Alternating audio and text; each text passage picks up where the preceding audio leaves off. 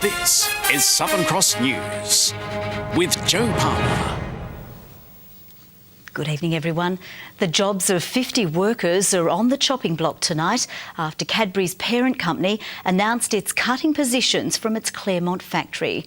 Mondelez says it's part of a $75 million efficiency overhaul, which will help the facility compete with global pressures. 95 years on from its start in Tasmania, the truck's still rolling out of Cadbury today. That history set to continue, the company says, thanks to new efficiency measures. We are certainly committed to sustaining its operation into the future by making the kind of changes that we're announcing today. The changes include a $75 million investment in automation, new technology and equipment. As part of a drive to improve costs by 30%, the Claremont factory's 450-strong workforce will be cut by 50. The company says these positions will be identified over the next 3 months, and it hopes there'll be voluntary redundancies. But there could be some percentage that is involuntary. We don't know that yet because we've just started the conversation with our people as of today. Those workers at Cadbury's over the last few years have made massive increases in profitability and productivity, and this is the thanks they get. Union representatives are concerned this may see a move to outsourcing and reduced job security. And that's what we are concerned about. They're going to outsource the jobs, they're going to casualise the jobs, and that's a really bad situation. And this announcement is us saying that we want to secure jobs here in Tasmania and we want to secure manufacturing here in Tasmania. Parent company Mondelez admits scrutiny of the facility will continue. We will continue to look at opportunities to reduce cost and we'll continue to benchmark where we are against our best-in-class competitors around the world. Michael Breen, Southern Cross News. The state government has backtracked on its plan to lower the school starting age following a report into its social and economic impact. A number of issues were outlined in the report, reiterating concerns raised by the early education sector several months ago. The focus is now shifting to preschool programs in hopes of boosting educational performance. It was a major policy announcement delivered via Facebook late last night. Quality early learning can have an enormous impact on children's educational success. The Education Minister backtracking on plans to lower the school starting age to children as young as 3 off the back of a new report into the social and economic impacts. What the report said was that some 63% of childcare centres were vulnerable.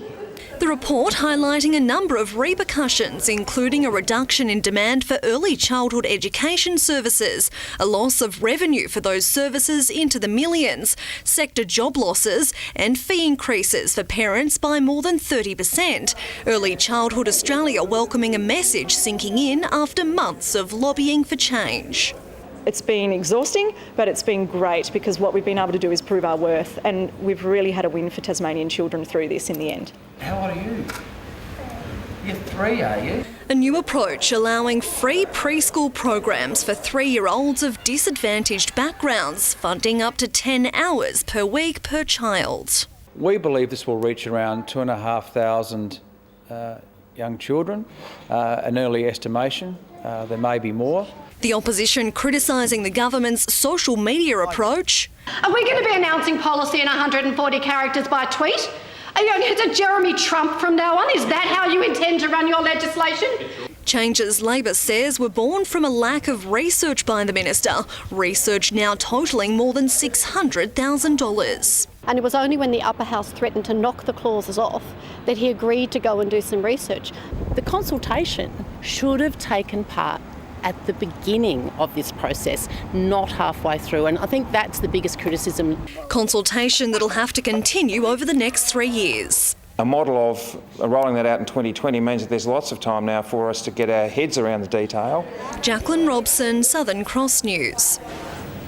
And the state's Education Minister, Jeremy Rockliff, joins us now live from Parliament House. Good evening, Minister, and thanks for joining us. Pleasure, Joe. Thank you. Look, it's been over a year of angst and great uncertainty for parents, for families and particularly for childcare providers. Now you've changed your mind on the school starting age based on this report into social and economic impact. Why was this report not requested and then considered at the beginning of the process? Would that not have saved a huge amount of uncertainty for people? Well, we first announced, of course, a review of the Education Act in September 2014, so almost 3 years ago. And the consultation has been happening since that time and culminating particularly in the last 12 months focusing on the voluntary early starting age, and it's been a win-win outcome.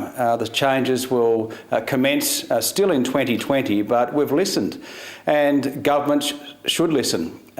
Do considerable research and consultation that we've done over the last 12 months, and we are a government that does listen to the community, and we've made those changes, and our commitment to education, particularly for our disadvantaged families, accessing education earlier remains. It'll be done in a different setting, so that'll support our childcare environment as well as people transition into kindergarten, of course, prep, and then more formal schooling. So I think it's a great outcome, and thank you to the childcare sector and all the parents that were involved in the consultation, and I look forward to working on what will be, in my view, a nation-leading system by 2020. But Minister, I think the concern is here that this research should have been done prior to you making this announcement, and the angst it's caused so many people. Well, all the research points to quality play-based learning is really good for our young children, and we have very good early years programs in our school environment. We've launched our own programs, Learning in Families Together, a terrific kindergarten to grade 2 literacy and numeracy initiative that involves parents very importantly. And so we've done the work over the last 12 months, a very intensive round of consultation to really understand the social and economic impact on the childcare sector. This hasn't been done before, so we're breaking new ground and really getting an understanding of how the childcare sector and indeed our school system can work together and collaborate far more effectively, because we all want to build a very effective education system which provides more opportunity, of course, for our young people around Tasmania. Minister, you say the focus is now on the new preschool program, which looks like it's going to see an increase of more than 2,000 children in early education sector. Are we going to need to open more centres across the state?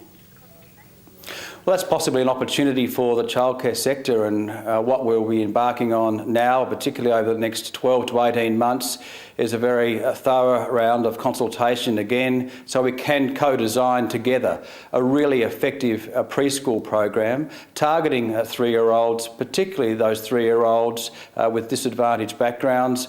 And look, my view is, Joe, very passionately, that as Education Minister, education is so important in breaking the cycle of disadvantage around Tasmania, and we have the highest proportion, a percentage of number of children in Tasmania in disadvantage more than any other state. And so education is the most critical thing we can look at when it comes to giving and providing our kids with the best opportunities.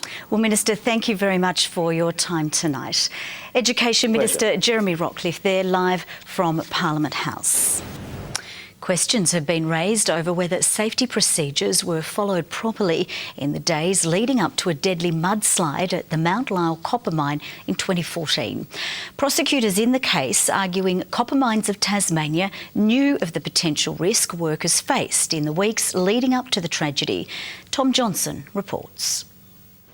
The safety of the Mount Lyell copper mine at the time of the fatal mud rush has been questioned by prosecutors on day 2 of the hearing here in Burnie. 53-year-old Michael Welsh, a front-loader driver, was killed by the mudslide in January 2014. Today, prosecutors argued the company in charge, Copper Mines of Tasmania, knew that the part of the mine where Mr Welsh died was dangerous. During the hearing, the Crown asked the Chief Inspector of Mines, Fred Sears, to describe photos of the scene shortly after the mud rush. Mr Sears recalled seeing sludge and rocks covering the loader and a body lying in water nearby. Copper Mines of Tasmania had previously pleaded not guilty to the charge, 1 count of failing to comply with a health and safety duty, Category 2. The Mount Lyell mine is currently in care and maintenance mode. Two drivers are lucky to be alive tonight after a multi-vehicle crash just outside of Hobart today. Emergency crews had to use the jaws of life to extract one man and say new safety features on his vehicle saved his life. This is the aftermath of a multiple vehicle crash in Mornington just before midday. The impact so great, two drivers were rushed to hospital. Yeah, very lucky based on the size of the vehicles. Yeah, very lucky to not have serious injuries. The mid-50s driver of this ute was trapped in the wreckage and had to be extracted. We had two rescue crews from Hobart and Clarence had to perform extrication on the patient, which is using the jaws of life. We cut the side out of the vehicle and freed him that way. Crews saying he was extremely lucky to come out alive. Very modern car with all the new safety features. He had side curtain airbags, etc., which probably saved his life in all honesty. This gravel-filled truck ended up on its side. The driver managed to free himself from the cab before help arrived. Definitely worth buying a lotto ticket today. Emergency services are still investigating the exact cause of the crash, but police say inattentive driving may be a factor. Drive to the conditions, be attentive at all times and be safe out there. The roads remained closed until late this afternoon. Louise Hedger, Southern Cross News. A 25-year-old Georgetown man will remain behind bars for at least the next 3 weeks after allegedly knocking another man unconscious in Launceston early on Sunday morning. It's alleged the incident occurred near the George and Patterson Street intersection soon after 3 a.m. Police say as a result of the incident, a 21-year-old Ravenswood man is in a critical but stable condition in the Royal Hobart Hospital. This afternoon, the Georgetown man appeared briefly in the Launceston Magistrates Court charged with assault. He didn't enter a plea and was refused bail. He will next appear in early September. Human remains found in the Huon Valley last month have been formally identified as Swiss man Thomas Munger. It's understood the 44-year-old left Switzerland in 2010 before travelling to Tasmania. Two walkers located his remains in bushland near the Terhune Airwalk on July 9. Police say the cause of death is still being determined, but examinations of the scene where the body was found suggest the man may not have been adequately prepared for an overnight bushwalk. Mr. Munger's family has been notified. A new multi-million-dollar police vessel designed to fight crime on Tasmanian waters is now operational. The boat is fitted with cutting-edge world-class equipment and is said to be our state's protection against terrorism. Christening the new police vessel that's here to keep Tasmania safe. We can have the roughest waters in the world, so we've got to have the best vessel in the world to make sure people are kept safe. The 24-metre vessel, PV Cape Wickham, is named after an area on King Island and can travel up to 200 nautical miles out to sea in extreme weather conditions. It will be used for search and rescues, fisheries enforcements and patrolling and protection of our state's marine resources. Up to 10-day patrols to make sure that the fisher people around the country and around Tasmania are doing the right thing. Of course, there's also an element of national security capability here around this island.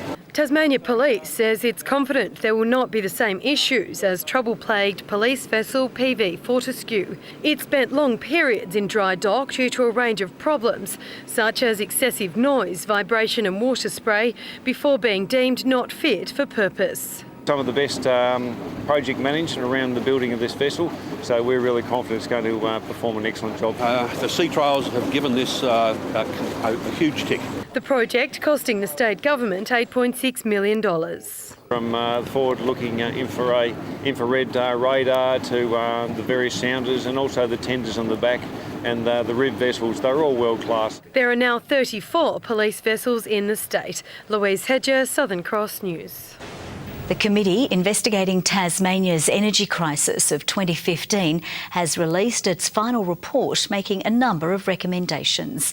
The Basslink fault caused chaos for the state's energy security following a dry period affecting Hydro Tasmania's water supply.